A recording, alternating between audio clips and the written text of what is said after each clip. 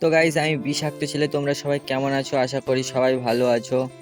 তো আমি গেছিলাম মামার বাড়িতে ঘুরতে।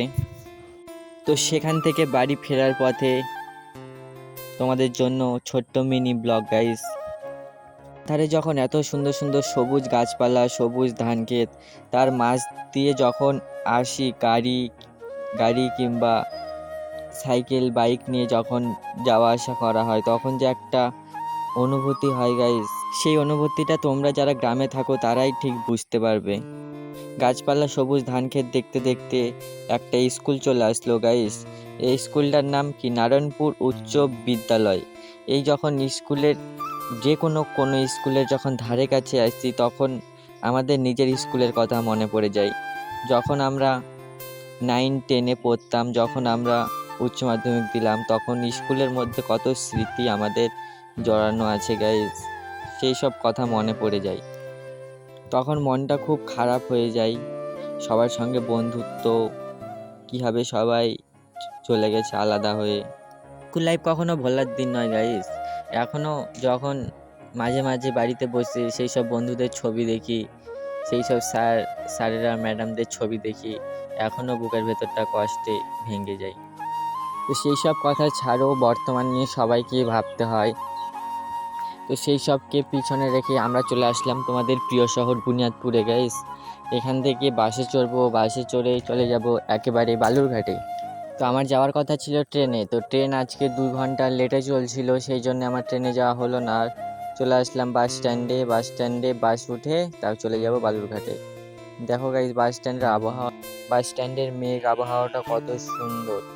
তো তোমরা কারা কারা আমার ভিডিও বুনিয়াদপুর থেকে দেখছো তারা কমেন্ট করে জানিও। তোমরা কে কে বুনিয়াদপুর গঙ্গারামপুর থেকে আমার ভিডিও দেখছো তারা সবাই কমেন্ট করো গাইস, তাড়াতাড়ি ফটাফট। আমি চলে আসলাম বুনিয়াদপুর বাস স্ট্যান্ডের ওয়েটিং রুমে। সেখানে সকলের মতো ওয়েট করতে করতে বাসের অপেক্ষা করছিলাম কখন বাস আসবে। তারপর গাইস কিছুক্ষণ দেখতে দেখতে বাস চলে আসলো, আমরা বাসের মধ্যে উঠে পড়লাম। আমি বাসে উঠে সবার শেষে একবারে বসেছিলাম যাতে ভিডিও করার সুবিধা হয় গাইস। তো বাসে উঠে শেষের দিকে বসেছিলাম, রোদ্রুও লাগছিল, তাও তোমাদের জন্য তো একটু কষ্ট করতে হবে। তারপর রাস্তা দেখতে দেখতে দেখতে দেখতে আমরা চলে আসলাম। আমি ঘুমিয়ে পড়েছিলাম গাইস, গঙ্গারামপুরের আগে আগে যেতেই আমি ঘুমিয়ে পড়েছিলাম, তাই ভিডিও করতে পারিনি গঙ্গারামপুর থেকে আসার।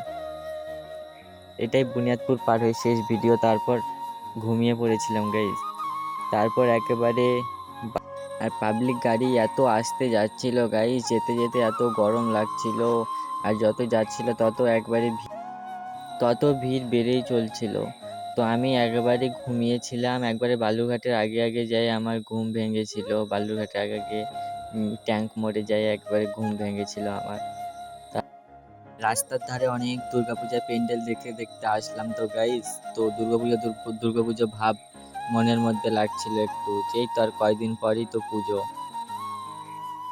2-2.5-3 ঘন্টা বসার পর আমরা এই তো গাইস তোমাদের প্রিয় বিশাল শপিং মল পার হলাম গাইস হিলিমোড়ের আগে। এরপর আমরা হিলিমোড়ে ঢুকবো আমরা। তারপর সেখান থেকে বাস স্ট্যান্ড থেকে বাড়ি। তো যেতে যেতে আমার অবস্থা খুবই খারাপ হয়ে গেছিলো গাইস, চোখ ব্যথা, কোমর ব্যথা, একবারে খুব খারাপ লাগছিল। তো আমি বালুঘাট বাস স্ট্যান্ডে ঢুকছি গাইস, এই তো বালুঘাট বাস স্ট্যান্ডের ওভারব্রিজ, তার পাশ দিয়ে বাস স্ট্যান্ডে। তো তোমরা তাড়াতাড়ি ফটাফট লাইক সাবস্ক্রাইব করে দাও গাইস, করে নোটিফিকেশনটা অন করে রাখবে যাতে আমার ভিডিও তোমার কাছে সবার তাড়াতাড়ি আগে পৌঁছয়। আমিও বাস থেকে নেমে বাড়ি যাই। তোমরা সবাই ভালো থেকো, সুস্থ থেকো। আজকের ব্লগটা এই পর্যন্তই। তো বাই গাইস।